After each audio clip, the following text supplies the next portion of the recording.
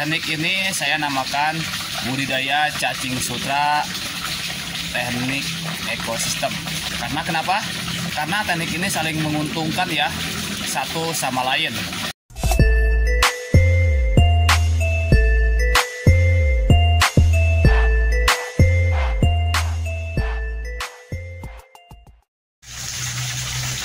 Assalamualaikum warahmatullahi wabarakatuh. Salam merah menggoda dan salam sapi media. Salam sehat selalu buat kita semua. Saya berharap kabar-kabar subscriberku semua dimanapun berada, semoga selalu sehat walafiat dan selalu lancar rezekinya. Amin ya Allah ya Rabbal Alamin. Dalam ilmu budidaya cacing sutra tentunya sangat luas sekali ya. Alhamdulillah setelah saya menemukan teknik budidaya cacing sutra tanpa lumpur di nampan dengan bermediakan ampas tahu fermentasi. Kali ini ada teknik baru nih buat sahabat-sahabat semua yang tentunya patut dicontoh ya. Teknik ini saya namakan budidaya cacing sutra teknik ekosistem. Karena kenapa? Karena teknik ini saling menguntungkan ya, satu sama lain. Antara budidaya ikan lele, budidaya cacing sutra, dan juga kutu air. Jadi semuanya itu saling menguntungkan. Tidak lupa ya ditambah dengan bakteri yang hidup di air budidaya tersebut. Baik bakteri yang ada di tempat cacing sutra maupun yang ada di budidaya ikan lele air jernih.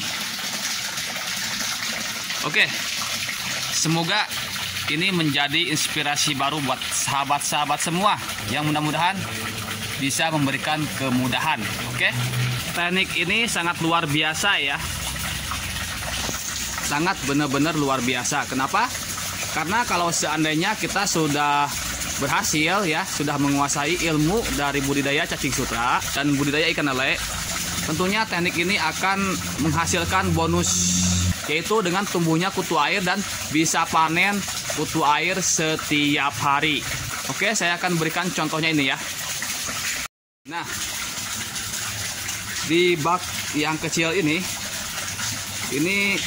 banyak sekali kutu air dan ini bisa kita panen setiap hari tanpa perlu kita kasih makan. Kenapa?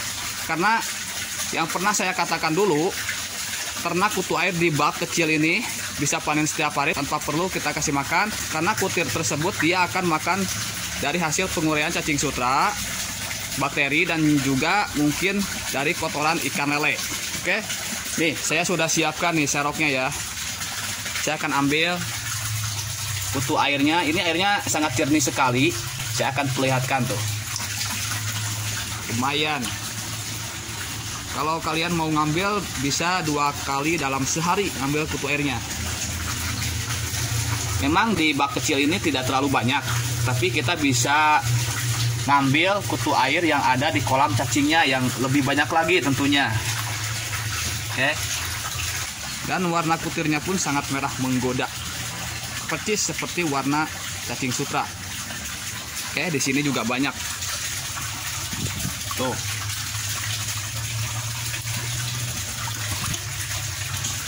Ya. Dan ini hanya contohnya saja, real bisa bonus kutu air di dalam budidaya cacing sutra dengan teknik ekosistem. Teknik ini memang saling menguntungkan ya, saling menguntungkan. Jadi kalau seandainya kutir yang banyak tumbuh di kolam cacing, itu kan siklus hidup kutirnya tuh nggak lama, 14 hari ya kalau untuk kutir moina. Tapi kalau untuk kutir dapnya di atas 30 harian. Nanti kalau memang sudah waktunya mati, itu kutir yang mati tersebut akan dijadikan sebagai makanan buat si cacing sutranya. Itu banyak sekali tuh yang merah-merah cacing sutra semua ini satu kolam ya. Ini kelihatan. Airnya juga ini cukup lumayan jernih sekali, dan di sini juga banyak sekali tuh cacing sutranya ya, merah-merah. Oke, dan juga kotoran ikan lele ini akan dimakan oleh cacing sutra.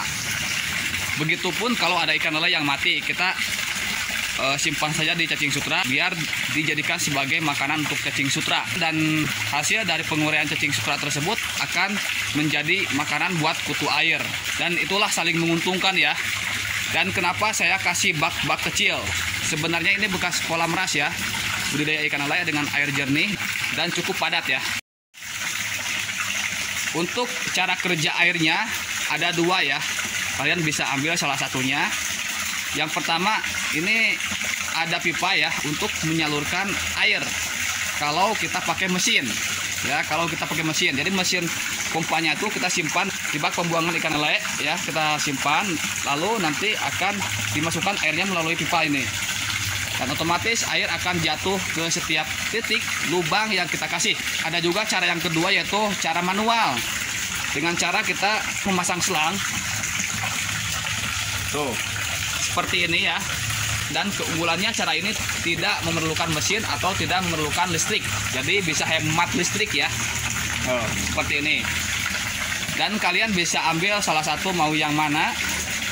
Kalau memang terlihat agak cukup keren, kita bisa dengan mesin ya menyalurkan air ke pipa, nanti akan keluar melalui titik lubang yang sudah kita siapkan. Kalau dengan seperti ini hanya manual saja. Jadi bisa kalian terapkan tuh mana yang mau kita pakai untuk mengalirkan air tersebut buat cacing sutra. Nah, bak-bak ini yang tadi saya katakan fungsinya itu adalah satu untuk filter, dan yang kedua untuk menampung tumbuhnya kutu air. Jadi selain kutu air yang tumbuh di kolam cacing, juga akan tumbuh di bak yang kecil ini yang sudah tadi saya perlihatkan hasilnya ya tuh. Cukup lumayan banyak. Ini bisa kita panen 2 kali sehari, pagi dan juga sore. Tumbuhnya kutu air di bak kecil ini kalau bisa jangan sampai telat panen ya. Jadi harus kita panen setiap hari. Kalau misalkan telat, biasanya kutir ini akan sedikit. Mungkin karena jumlah kutir terlalu banyak, airnya mati di bak tersebut. Tapi kalau kita ambil setiap hari, kutir akan terus banyak. Kalau kutir yang mati di kolam cacing itu nggak apa-apa, bisa dijadikan sebagai makanan buat cacing sutra. Ini nih yang merah-merah, cacing sutra semua ya. Nanti insya Allah di segmen selanjutnya saya akan bahas bagaimana sih cara untuk memberi makan cacing sutranya ya. Di sini saya akan bicarakan dulu tentang keunggulan teknik baru yang sedang saya jalani ini. Alhamdulillah ini sudah berjalan 1 bulanan dan terlihat hasilnya itu ya, itu merah-merah cacing sutra semua, dan bahkan kita bisa panen kutu air setiap hari, itu bonus dari hasil budidayanya. Dan ini budidaya lele dengan sistem air jernih. Airnya itu dari ikan lele masuk ke cacing, masuk ke bak, lalu ke ikan lele kembali. Jadi airnya itu muter. Paling kita menambahkan airnya itu kalau sewaktu-waktu air ini menguap. Keunggulan lain, si ikan lele ini juga bisa makan kutu air yang tumbuh dari air cacing sutra. Karena air cacing sutra ini kan ngalirnya itu ke setiap bak, nantinya akan masuk ke bak yang ikan lele, lalu dipompa oleh mesin pompa akan masuk ke kolam ikan lele, sehingga kutir yang terbawa masuk ke kolam ikan lele akan dijadikan sebagai makanan tambahan buat si ikan lele tersebut. Inilah teknik baru yang alhamdulillah sudah berjalan dan sudah terlihat hasilnya, walaupun belum saya panen cacing sutra, tapi setidaknya saya sudah bisa panen kutu air setiap hari. Insya Allah kalau memang cacing sutra sudah tumbuh merata ya, merata dan sudah tumbuh lumut seperti itu tuh ya, warna hijau, itu tandanya budidaya cacing sutra insya Allah akan berhasil. Dengan catatan kita terus kasih makan, jangan sampai kita telat kasih makan ya, karena kalau teknik ini itu kita kasih makannya itu setiap hari. Teknik ini menggunakan media lumpur ya, media lumpur. Ketebalan lumpurnya itu hanya 10 cm dan ketinggian air hanya 10 cm. Jadi total dari dasar kolam ke permukaan air itu hanya 20 cm. Teknik ini berbeda dengan yang di nampan ya tentunya. Tapi bedanya, biasanya kan kalau air semakin dalam itu kualitas oksigen akan semakin minim. Oleh karena itu kenapa saya ambil pengeluarannya itu di dalam, tidak di permukaan air.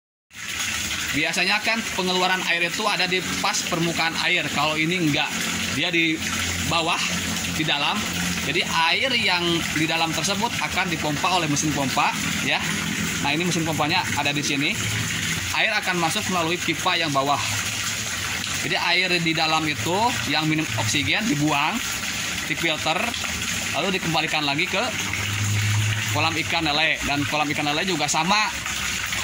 Airnya tuh ngalir di bawah, masuk ke bak pembuangan ikan lele. Nah, disinilah air ikan lele diambil untuk cacing sutra. Di sini banyak kotoran ikan lele. Jadi bisa kita manfaatkan kotoran ikan lelenya untuk makanan tambahan cacing sutra. Oke, jadi itu ya yang sudah saya bahas mengenai masalah teknik baru, yaitu budidaya cacing sutra teknik ekosistem. Yang disebut dengan ekosistem yaitu saling menguntungkan antara makhluk hidup, baik itu bakteri, cacing sutra, ikan lele maupun kutu air yang tumbuh.